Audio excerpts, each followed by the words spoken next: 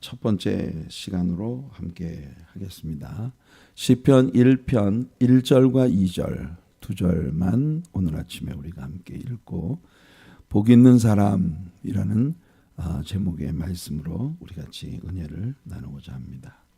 자, 시편 1편 1절과 2절입니다. 여러분 시편을 공부할 때 기본적으로 여러분들이 가지고 있어야 할 상식을 하나 말씀드릴게요. 시편은 1장, 2장 이렇게 부르지 않습니다.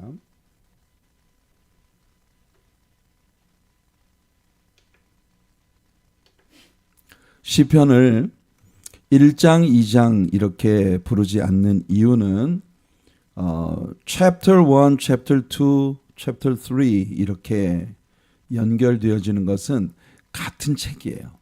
같은 책의 1장, 2장 내용의 동일한 책의 내용의 흐름이 전개되어가는 그런 그 과정들을 분리한 겁니다. 그래서 chapter 몇 장 몇 장 이렇게 부릅니다만 시편은 1편과 2편이 연결되지 않아요. 그래서 chapter 1, chapter 2가 아닙니다. Psalm number 1, Psalm number 2 이렇게 서수가 아니라 기수로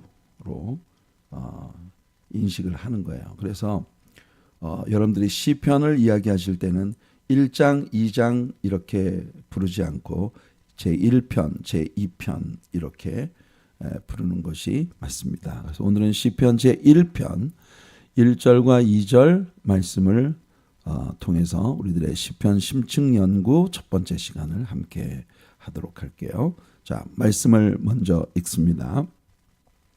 복 있는 사람은 악인들의 꾀를 따르지 아니하며 죄인들의 길에 서지 아니하며 오만한 자들의 자리에 앉지 아니하고 오직 여호와의 율법을 즐거워하여 그의 율법을 주야로 묵상하는도다. 단순하게 내용을 분해하면 쉽습니다. 복 있는 사람에 대한 세 가지 네거티브한 그런 그 어프로치예요. 네거티브 사이드. 무엇 하지 않는 거예요. 그래서 네거티브라고 하는 겁니다. 악인들의 꾀를 따르지 아니하며 이게 1번이에요. 악인들의 꾀를 따르지 아니하고 세 가지 아니하는 겁니다. 그래서 네거티브 사이드예요. 두 번째는 죄인들의 길에 서지 아니하고 세 번째는 오만한 자들의 자리에 앉지 아니하고. 복 있는 사람은 첫째 세 가지를 하지 않아요. 악인들의 꾀를 따르지 않고 죄인들의 길에 서지 않고 오만한 자들의 자리에 앉지 않는다. 그 다음에 2절을 보면은요, positive side가 나옵니다. positive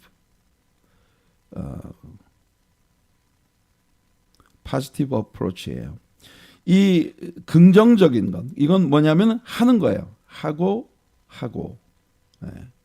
하지 않고 세 가지가 나왔는데 이번에 2절에서는요 긍정적인 어프로치입니다. 여호와의 율법을 즐거워하고 1번 즐거워하고 또 그의 율법을 주야로 묵상하는도다 2번입니다. 즐거워하고 묵상하고 여기 나오는 율법은 여러분 히브리어의 토라인데요.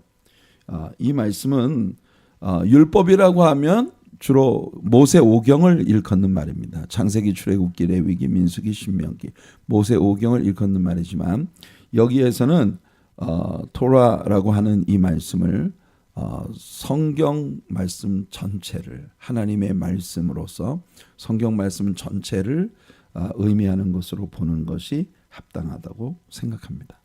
자, 오늘 우리가 읽은 시편 1편의 1절과 2절 시편 1편 전체의 키워드는요 하나님과 동행하는 사람의 행복이에요. 행복 또는 기쁨.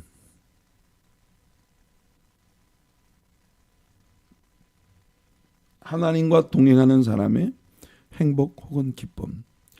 마치 여러분 우리가 이 시편 1편 제가 생각할 때 이 시편 1편이 우리들의 시편집에 첫 머리에 나와 있다는 것이 굉장히 의미 있는 편집이라고 생각해요. 그래서 정말 이 성경의 순서를 편집하는 일에 하나님의 성령께서 아주 깊이 관여하셨다는 걸 우리가 배우게 됩니다. 그래서 시편 가운데 1편이 시편집 가운데 제일 첫 번째 시로 선택이 되었다고 하는 것은 참 의미가 있습니다. 시편 1편은 마치 그 창세기의 초반부에 나오는 하나님과 동행했던 아름다운 사람들의 그 라이프 스토리를 담고 있는 것 같은 그런 느낌을 우리들에게 제공해 줍니다.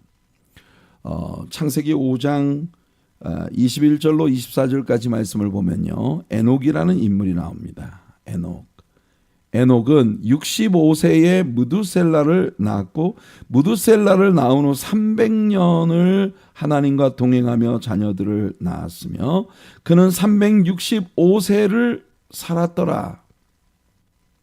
자, 여러분들이 창세기 5장을 읽으면 있잖아요. 창세기 5장에서 그 두 가지 사실에 우리가 집중하게 됩니다. 거기 창세기 5장은요, 셋의 후손들입니다.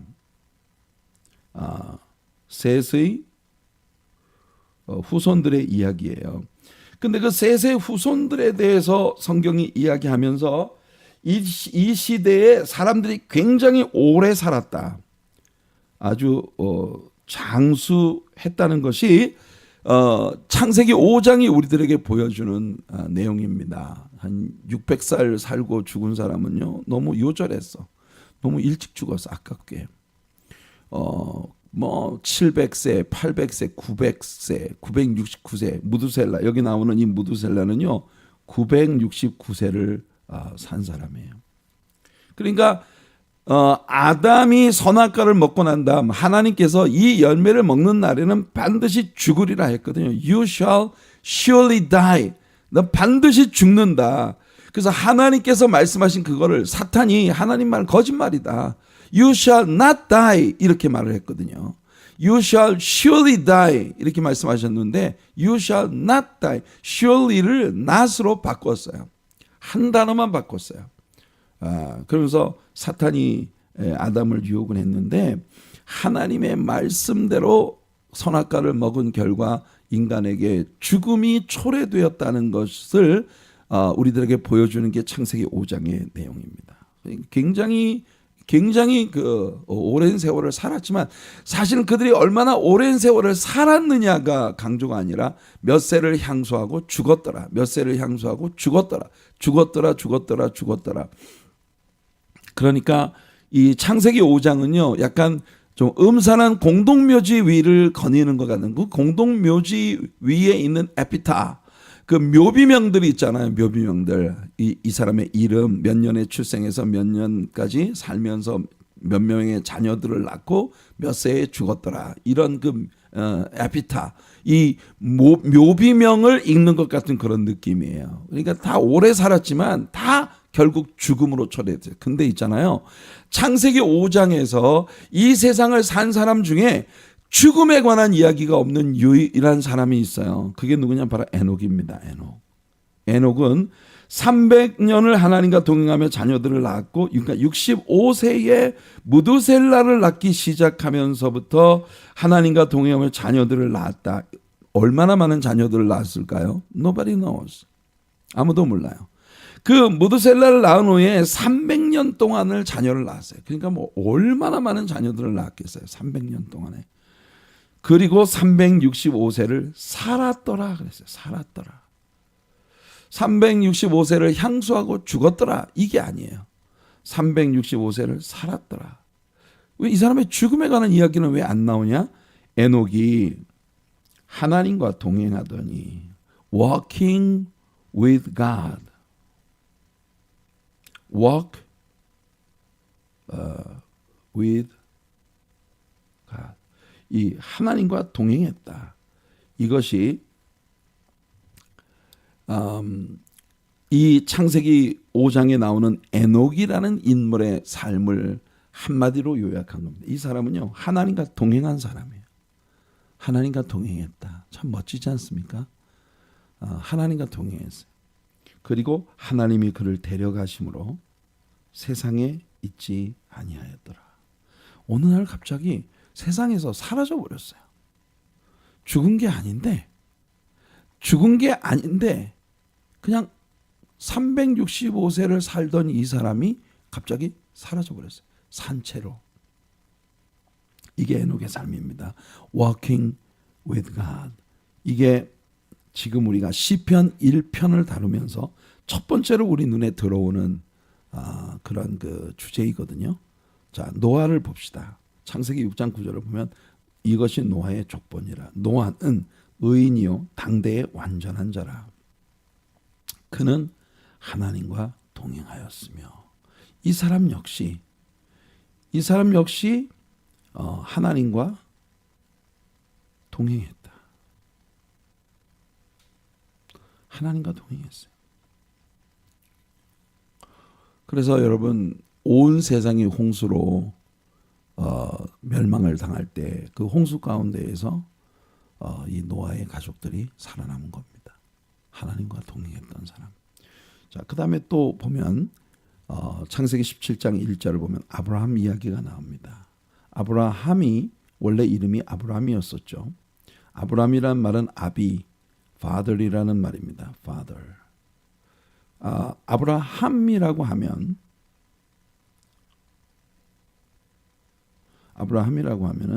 열국의 아버지, 그러니까 father of many, 이렇게 말할 수 있어요. 굉장히 많은 자손들의 아버지이다.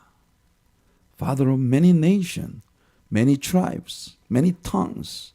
많은 나라와 족속과 언어들의 아비가 되었다. 이 아브라함이라고 하는 이 이름은 많은 자녀들의 아버지입니다. 이 아브라함이 99세 때에 여호와께서 아브라함에게 나타나서 그에게 이르시되 나는 전능한 하나님이라. 엘샤다이, 여기에 엘샤다이가 나옵니다. 나는 전능한 하나님이라. 너는 내 앞에서 행하여 완전하라.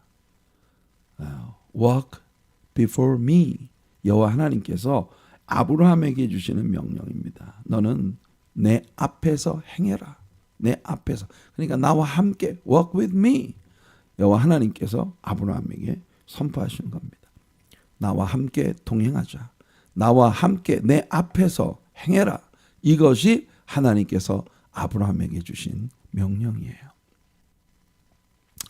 성경은 보편적으로 우리들 앞에 두 가지 길이 놓여 있다는 걸 끊임없이 여러 가지 형태로 우리들에게 일깨워줍니다. 우리 앞에는 두 개의 길이 있어요. 시편 1편 안에서 보면요, 두 개의 길이 있어요. 복 있는 길과 하나님의 심판과 저주가 있는 길. 두 사람이 나옵니다. 한 사람은 여호와의 율법을 즐거워하고 그 율법을 주야로 묵상하며 시냇가에 심겨진 나무처럼 하나님의 아름다운 축복을 받고 그 행사가 늘 형통케 되어지는 그런 인물이 있는가 하면, 어떤 사람은 바람에 나는 겨와 같이 뿌리가 없어요.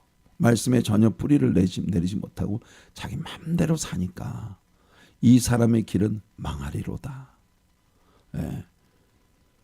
하나님께서는요, 가나안 땅으로 이스라엘 백성들을 이끌어 들이신 후에 가나안 땅에 들어온 이스라엘 백성들에게 여러분 두 개의 산이죠. 에발산과 그리심산. 에발산과 그리심산이라는 두 산이 협곡을 이루고 있는 셰켐, Plain of 셰켐.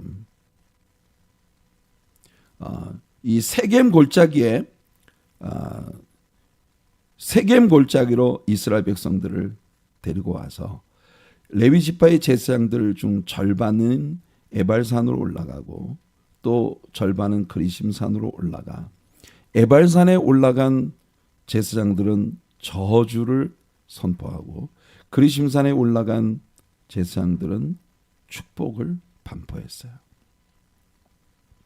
그러니까 이스라엘 백성들 앞에는 저주도 기다리고 있고 축복도 기다리고 있다. 이게 신명기 28장과 27장의 내용 아니겠습니까? 27장을 보면 28장에 나오는 축복에 대한 내용이 완전 반대로 있습니다. 이스라엘 백성들에게 하나님 특별히 아멘 아멘 하면서 이 말씀을 받아들이라고 했어요. 그래서 이스라엘 백성들 앞에 두 개의 길이 있다. 그 두 개의 길, 두 개의 길들이 있어요. 순종의 길, 불순종의 길. 너희가 순종하면 이 땅에서 복을 받을 것이고 불순종하면 너희들에게 화가 있을 것이다. 이 축복과 저주가 이스라엘 백성들 앞에서 그들을 기다리고 있다는 것을 하나님이 말씀하신 거예요. 이스라엘 백성들 앞에는 축복도 있고 저주도 있어. 선택은 이스라엘 백성들이 하는 것입니다. 그들이 순종할 것인가, 여호와께 순종할 것인가, 불순종할 것인가. 그들의 선택의 결과에 따라서 그들의 삶의 결과가 나타나게 될 것이라는 것이 하나님의 선언입니다. 그 이스라엘 백성들에게 에발산과 그리심산에서 반포되어진 이 하나님의 말씀은 오늘 이 시대를 성도로 살아가는 우리들에게도 통용되어지는 그런 진리라고 확신합니다. 굉장히 단순해요. 여러분 하나님을 사랑하고 하나님 말씀을 즐거워하고 그 말씀에 순복하면 하나님께서 여러분들의 삶에 복을 주실 거예요. 여러분들 복 있는 삶을 사시는 분들이 복 있는 삶을 선택하는 여러분들이 되시기를 축복합니다. 복 있는 삶을 선택하셔야죠. 그렇죠? 보라, 내가 오늘 생명과 복과 사망과 화를 내 앞에 두었나니. 신명기 30장에서 하나님은요 그들이 가는 길에 두 가지가 기다리고 있다고 말씀하시죠. 생명과 복을 선택할래? 아니면 사망과 화를 선택할래? 이 두 가지가 다 네 앞에 있어. 선택은 It's your choice. 하는 말씀하십니다. 너희들이 선택하는 거야. 신명기 30장 19절 말씀을 보면 내가 오늘 하늘과 땅을 불러 너희에게 증거를 삼노라. 내가 하늘과 땅을 불러서 너희들에게 윗네스를 삼아 그들을 증인들로 세우고 내가 너희들에게 약속할게. 하나님의 커버넌트예요. 하나님의 커버넌트가 이루어지는데 그 하나님의 커버넌트가 그 하늘과 땅을 증인으로 세우고 그러니까 영원히 불변하는 그 변하지 않는 하늘과 땅을 증인으로 세우고 하나님이 언약을 씌웠다. 내가 생명과 사망과 복과 저주를 내 앞에 두었은지. 사실 여러분이 성경을 공부해 보면 하나님은요 계속 같은 이야기를 반복해서 설명하십니다. 하나님이 동일한 내용을 반복해서 말씀하실 땐 그게 중요하다는 거예요. 굉장히 중요한 거예요. 내 자손이 너와 내 자손이 살기 위하여. 살고 싶으냐?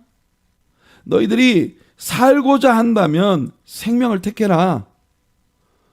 사망을 택하지 말고 생명을 택해라.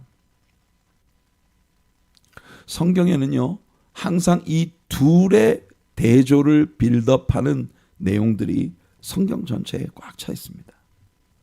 성경은요 항상 이 두 대조를 빌드업하고 있어요. 첫째 아담과 마지막 아담 예수 그리스도, 가인과 아벨, 이스마엘과 이삭, 에서와 야곱, 다윗과 사울, 그리고 그리스도와 적그리스도. Christ and Antichrist. 극명한 대조를 이루는 두 개의 세계가 항상 나란히 공존하며 텐션을 유지하고 있다는 것을 성경은 여기저기에서 보여주는 겁니다. 바로 성경 전체에 드리워진 이 두 세계의 two world, 이 두 세계의 텐션을 이 시편 1편이 우리들에게 보여주는 거예요. 시편 1편의 키워드는 시편 1편의 키워드는 바로 이 두 개의 길입니다. 두 개의 길. 여러분들은 두 개의 길 가운데 어떤 길을 선택하실래요? 시편 1편은 하나님의 말씀에 초점을 맞춘 지혜의 시입니다. 오늘 우리는 1절과 2절 두 절만 읽었는데요. 여기 하나님께 복을 받은 사람의 이야기, 이 하나님께 복을 받은 사람의 이야기를 오늘 1절과 2절이 우리들에게 들려줍니다. 하나님께 복 받은 사람. 여러분 신명기 28장을 읽어보세요. 신명기 28장 읽어보면 하나님이 뭐라고 약속하십니까? 내가 나를 사랑하고 내 말을 즐겨 순종하면 네가 성읍에서도 복을 받고 또 들에서도 복을 받고 내 집에 우양의 새끼와 떡반죽 그릇까지 복을 받을 것이다. 위에 있고 아래 내려가지 아니하고 머리 대고 꼬리 되지 아니하며 남에게 구워줄지라도 구임받지 않는 그런 복이 너에게 임할 것이다. 무엇을 해도 하나님이 그것을 복으로 바꿔주실 것이다. 이게 신명기 28장의 약속이에요. 근데 그 약속이 무엇의 어떤 선택에 따라서 결정이 되느냐 하면은 바로 말씀에 어떻게 하느냐, 말씀에 대한 태도가, 말씀에 대한 이 사람의 삶이 이 모든 걸 결정해요. 하나님을 사랑하고 말씀을 즐거워하고 순종하면 말씀을 기뻐한단 말이에요. 말씀을 기뻐하면 그리고 순종하면 복이 너에게 임할 거야. 성읍에서도 복을 받고 들판에서도 복을 받고 그리고 위에 있고 아래에 내려가지 않고 내 집에 떡반죽 그릇과 우양의 새끼까지 다 복을 받을 것이다.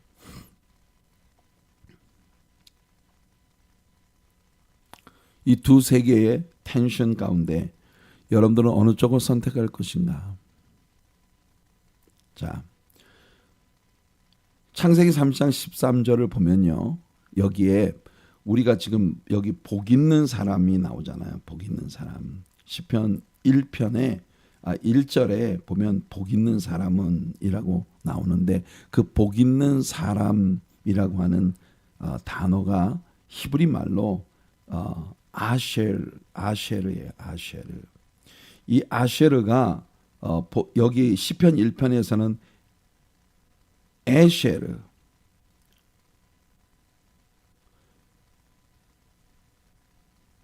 에쉐르라고 되어 있어요. 이거는 복수 형태입니다. 플루럴.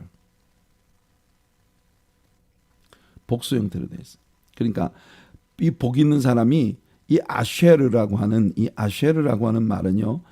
야곱의 아들 가운데 아셀 있죠. 아셀. 우리말 성경에는 아셀이라고 번역이 되는데 이게 아쉐르입니다. 아쉐르. 이 SH예요. 아쉐르.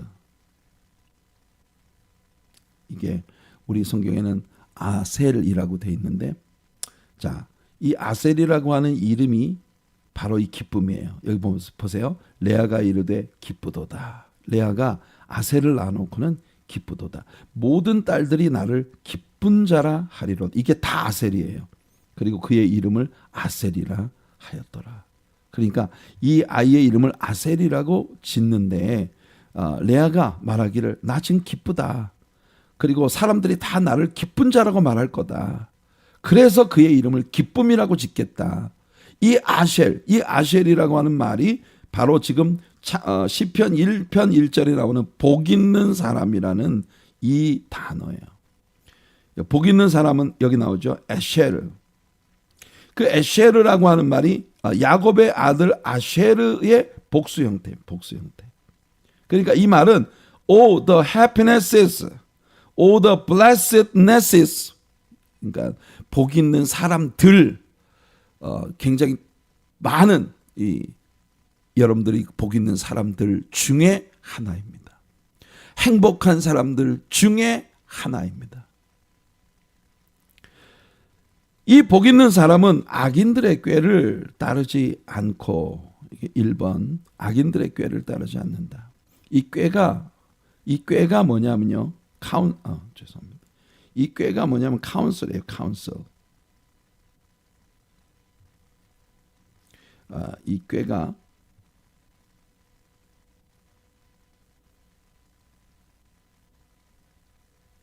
카운슬. 여러분들이 왜 상담을 받는다 할 때 카운셀러한테 가잖아요. 그죠? 이 말이 이 카운슬이라는 말이에요. 카운슬. 악인들의 교묘하게 여러분들의 귓전에 들려주는 그런 악인들의 카운슬을 따라가면 안 돼요. 그리고 두 번째가 죄인들의 길에 서지 아니하고, 세 번째가 오만한 자들의 자리에 앉. 이거 여러분 우리가 시편 1편을 공부하면서 제자교에서도 이거 우리가 다뤘어요. 그죠? 점진적으로 먼저 악인의 꾀는 이 우리들의 생각 속에서 시작되는 거예요. 그러다가 우리의 생각 속에 들어온 악인의 카운슬이 우리들의 삶의 행동으로 한 걸음씩 한 걸음씩 옮겨지다가 마침내 오만한 자리에 우리가 앉아있는, 이 오만한 자리라는 건 뭐냐면 나의 마음의 왕좌에 내가 왕으로 앉아있는 모습을 보여주는 겁니다. 여러분, 하나님께 복받은 사람은요, 언제나 하나님이 내 왕이신 것이 아주 명확하고 분명한 그런 사람들이에요. 이런 사람들 복이 있습니다.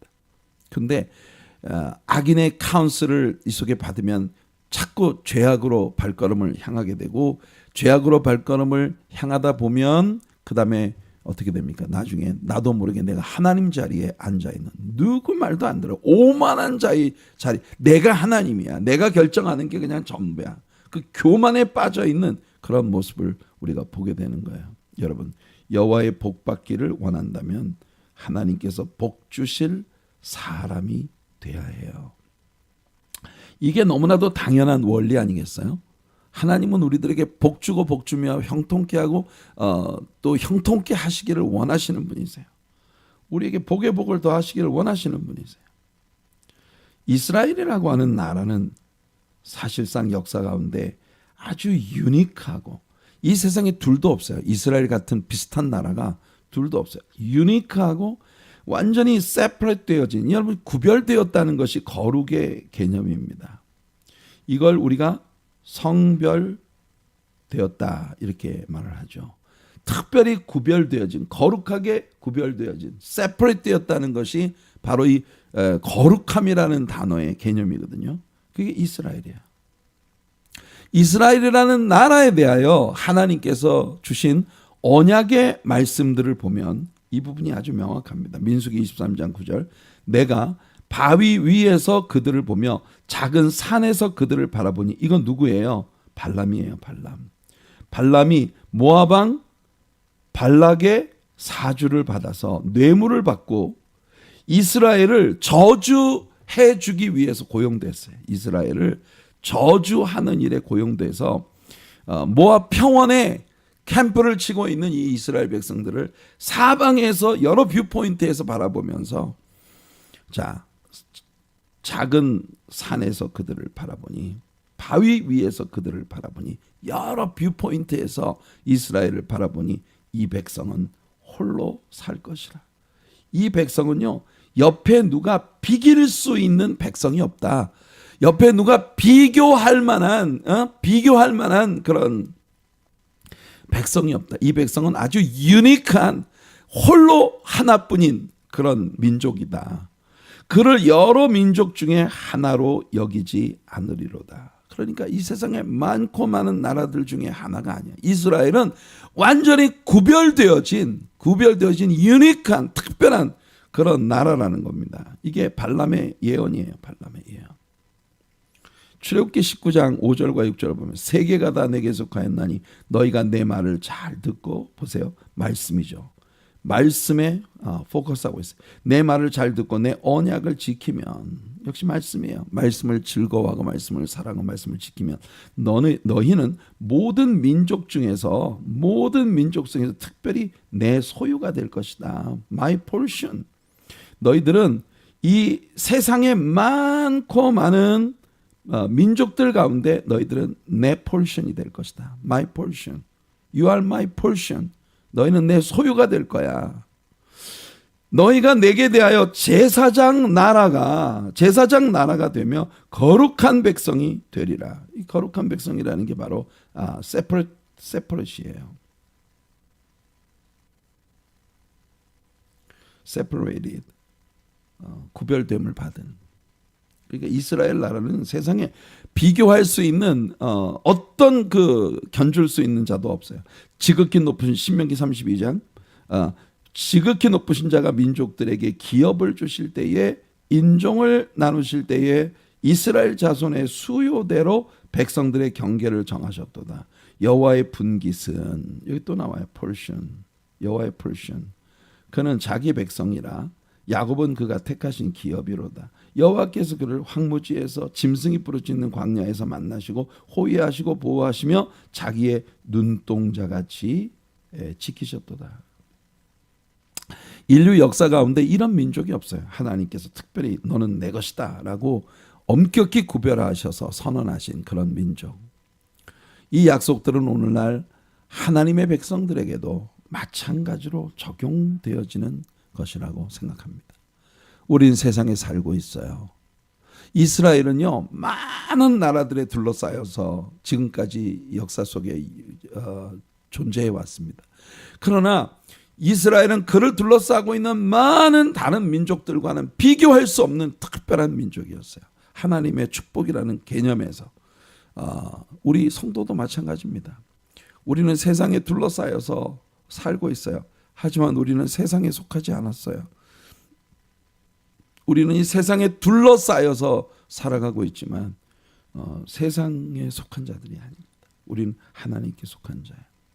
그래서 우리는요, 악인의 꾀, the counsel of the ungodly, 경건치 않은 이 세상의 카운슬을 따라가는 사람들이 되지 말아야 한다. 우리 여기서 아브라함의 조카 롯의 삶을 떠올립니다. 조카 롯은 아브라함과 함께 애굽 땅에 내려갔다가 돌아오면서 이 애굽의 문화와 애굽의 타락한 그 문화에 굉장히 매료된 채로 돌아온 것 같아요. 그래서 롯은요, 애굽에 내려갔다가 돌아온 그때로부터 끊임없이 애굽을 악망합니다. 애굽을 바라봅니다. 그래서 창세기를 우리가 읽어보면 처음에 롯은 애굽을 향하여 텐트를 쳤어요. 애굽을 향하여 텐트를 쳤다는 건 뭐냐? 텐트 문을 열면 애굽이 보여요. 애굽 쪽을 향하고 있어. 그러다가 날마다 애굽을 향하여 가까이 다가가다가 마침내 이 애굽을 자기 소유로 삼은. 근데 애굽을 내려갈 수 없잖아요. 그래서 롯이 선택한 게 뭐냐? 애굽과 가장 유사한 곳. 롯이 소돔 땅을 바라볼 때 이 소돔 땅은 롯이 바라볼 때 하나님의 동산과도 같고 동시에 애굽 땅과도 같았더라. 이 타협점을 찾은 거예요. 하나님의 세계와 애굽 땅이 적절히 섞여 있는 그게 소돔 땅이에요. 그래서 롯은요, 소돔을 향하여 텐트를 쳤고 소돔을 향해 점점 가까이 가다가 나중에는 소돔 안으로 들어가 살고 나중에는요, 마침내 롯이 소돔 성문에 앉아 있는 모습을 봅니다. 우리는요, 룻기를 공부하면서 성문이라고 하는 곳은 공적인 그런 그 도시의 리더들, 엘더들 이런 사람들이 집무를 하는 곳이라고 하는 걸 우리가 배웠어요. 그러니까 롯은요, 소돔성에 터줏대감이 돼, 터줏대감. 안방마님이 됐어요. 좀 불행한 일이죠. 이게 여러분 창세기에 나오는 롯이라고 하는 인물을 통해 우리가 배우는 겁니다. 이제 여기까지가 복 있는 사람에 대한 부정적 접근이에요. 악인의 길을 쫓지 아니하고 죄인의 길에 서지 아니하고 오만한 자의 자리에 앉지 않고, 그리고 2절에 들어가면서 긍정적인 접근이 나옵니다. 긍정적인 스테이지로 나아갑니다. 2절은 뭐예요? 여호와의 율법을, 즉 말씀을 즐거워하고 말씀을 주야로 묵상하는 사람. 여러분, 세상 무엇이 있어도 하나님의 말씀을 읽고 배우고 외우고 묵상하고 내 삶에 적용하는 하나님의 말씀을 즐거워하고 사랑하는 이는 절대로 포기할 수 없는 사람. 여러분이 그런 사람이 되시길 바라요. 여러분, 율법을 즐거워하는 것과 주야로 묵상하는 것은요, 절대적으로 함께 갈 수밖에 없어요. 말씀을 사랑하면 말씀을 주야로 가까이 할 수밖에 없어요. 사랑한다면 함께 있고자 하는 마음이 마음속에 일어날 수밖에 없어요. 사랑한다고 말을 하면서 함께 할 수 없는 많은 excuse를 가지고 있으면 그거 진짜 사랑이 아니에요. 예를 들어서 어떤 사람이 러블레터를 보냈는데 그 러블레터의 내용이 그대여 당신 없는 세상은 안고 없는 찐빵이요, 오아시스 없는 사막이요, 이렇게 막 늘어놓고 난 다음에 하는 말이, 나는 당신을 너무너무 사랑하기 때문에 당신에게로 가고 싶소. 내일 만일 비가 오지 않는다면 내가 당신에게로 가겠소. 이건 가짜예요, 가짜.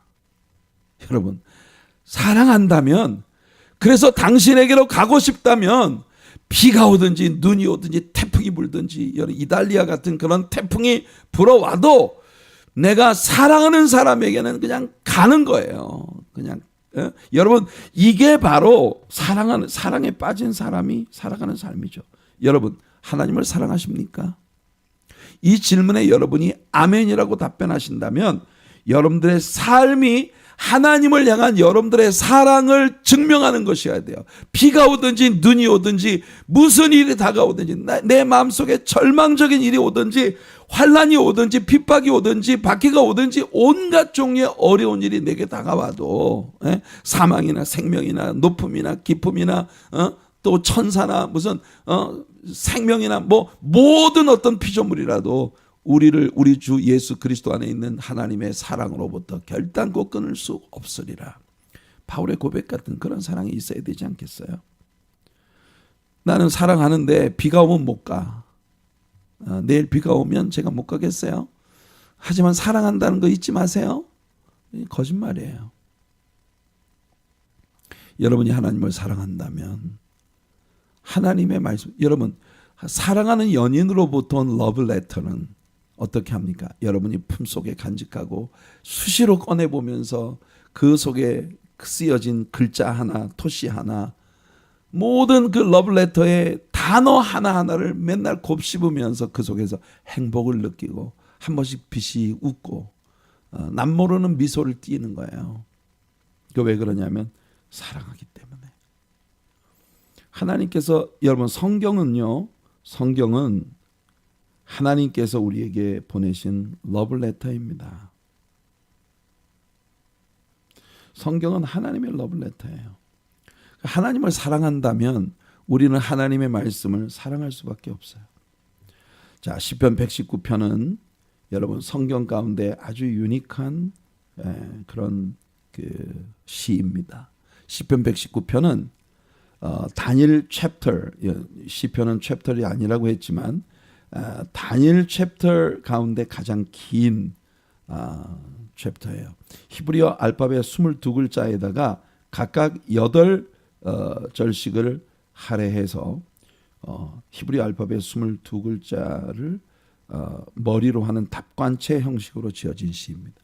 근데 이게 길고 긴 이 시의 내용이 176절, 모두 176절로 되어 있는, 22글자에 8절씩을 할애했으니까 826, 176절.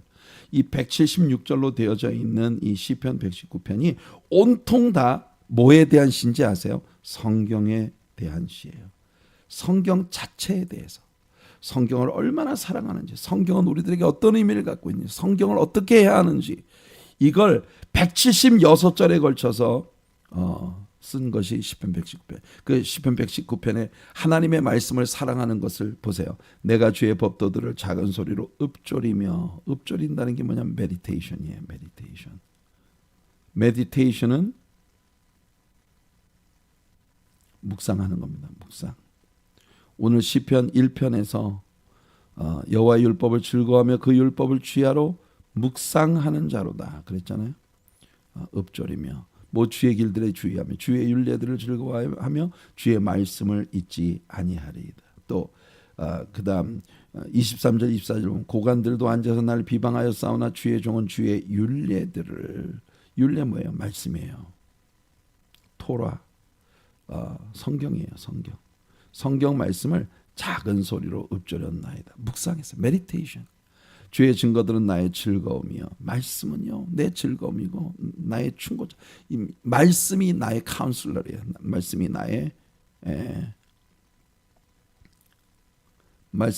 카운슬러예요. 여러분 말씀으로부터 카운슬러를 얻는. 또 내가 사랑하는 47절 48절 내가 사랑하는 주의 계명들을 스스로 즐거워하며 또 내가 사랑하는 주의 계명들을 향하여 내 손을 들고 주의 율례들을 작은 소리로 읊조리리이다. 어떤 메디테이션. 여러분 정말 그 메디테이트하는 하나님 말씀을 묵상하는 시편 119편 77, 78절 주의 긍휼히 여기심이 내게 임하사 내가 살게 하소서. 주의 법은 이 역시 말씀이에요. 말씀을 여러 가지 호칭으로 부르고 있습니다. 나의 즐거움이니이다. 교만한 자들이 거짓으로 나를 엎드렸으니 그들이 수치를 당하게 하소서. 나는 주의 법도들을 작은 소리로 읊조리리이다. 항상 여러분 이 시편은 메디테이션 하나님의 말씀을 묵상하는 작은 소리로 읊조린다. 이 말이 계속 반복되고 있어요. 여러분 요한일서 2장 14절에 보면 아이들아 내가 너희에게 쓴 것은 너희가 아버지를 알았으며 아비들아 내가 너희에게 쓴 것은 너희가 태초부터 계신 줄 알았으며 청년들아 내가 너희에게 쓴 것은 요한이 쓴 게 뭡니까? 요한이 쓴 게 이게 성경이에요. 성경 하나님의 말씀이에요. 하나님의 말씀이 너희가 강하고 하나님의 말씀이 항상 너희 안에 거하시게 하는 것. 하나님의 말씀이 항상 너희 속에 거하시게 하는 것. 여러분 말씀이 여러분 요한이 제일 즐겨 쓰는 말이 abide 무엇에 안에 있다. indwelling 이게 요한이 아주 즐거이 사용하는 단어라는 걸 우리가 배웠잖아요. 그죠? 하나님의 말씀이 여러분 안에 거하게 하는 것. 이게 하나님의 말씀을 늘 묵상하면서 하는 거예요. 그래서 말씀을요. 하나님께서 주신 기프트로 선물로 여기는 사람의 삶. 하나님의 말씀을 일정한 양식과 같이 여러분 하나님 말씀을 늘 묵상하는 걸 밥을 먹는 거 우리 안 잊어버리잖아요. 그죠? 주의 말씀의 맛이 내게 어찌 그리 단지요 내 입에 꿀보다 더 단이이다. 내가 그의 입술의 명령을 어기지 아니하고 정한 음식보다 요배고백입니다. 그의 입의 말씀을 귀히 여겼도다. 말씀을 일정한 음식보다 귀히 여겼다. 여러분 우리가 식사를 거르고는 못 살잖아요. 그죠? 하나님의 말씀을 읽지 않고 살 수 없는 우리들, 묵상하지 않고 살 수 없는 내가 모든 재물을 즐거워함 같이 주의 증거들의 도를 즐거워하였나이다. 하나님 말씀이 좋을 수밖에 없어요. 내가 모든 재물을 즐거워함 같이 주의 증거들의 도를 즐거워하였나이다. 이게 또 나왔네요. 그래서 오늘 우리들의 본문은 복 있는 사람은 악인의 꾀를 따르지 아니하고 죄인들의 길에 서지 아니하고 오만한 자의 자리에 앉지 아니하며 모두 이 1절에 나온 모든 동사들이 다 완료 시제입니다. 완료 시제. 이게 완전히 그 perfect tense예요. perfect tense. 그런데 2절에 나와 있는 동사들 여호와의 율법을 즐거워하여 그 율법을 주야로 묵상하는도다. 즐거워하고 묵상하는 거 이건요 미완료 시제입니다. imperfect tense예요. 미완료 시제예요. 이 말은 무슨 말이냐면 이 일은 여러분 여호와의 악인들의 꾀를 따르지 않고 죄인의 길에 서지 않고 오만한 자의 자리에 앉지 아니하는 건 모두 결정이 끝났어. 이거는 완료야. 완료. 이건 흔들릴 수 없어요. 그런데 여호와의 율법을 즐거워하고 율법을 주야로 묵상하는 일은요 아직도 끝나지 않았어요. 아직도 끊임없이 새로운 패턴으로, 새로운 기쁨으로, 새로운 그런 그 열정으로 반복되어져야 하는 일이에요. 여러분, 복 있는 사람이 되시기를 축복합니다. 복 있는 사람이 되기 위해 오늘 우리는 시편 1편과 시편 1편의 1절과 2절을 나누었어요.